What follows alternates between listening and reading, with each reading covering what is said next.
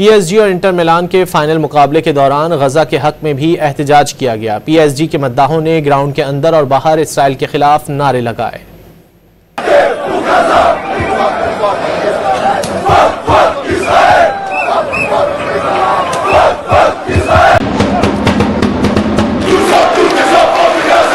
PSG और Inter Milan के final मुकाबले के दौरान गजा के हक में भी एहतजाज किया गया। PSG के मद्दाहों ने ग्राउंड के अंदर और बाहर इसराइल के खिलाफ नारे लगाए।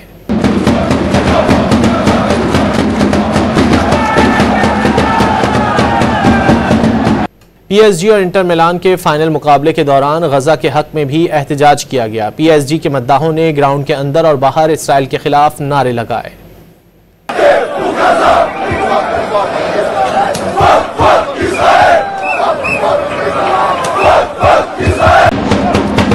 PSG और इंटर मिलान के फाइनल मुकाबले के दौरान गजा के हक में भी एहतजाज किया गया। PSG के मद्दाहों ने ग्राउंड के अंदर और बाहर इसराइल के खिलाफ नारे लगाए।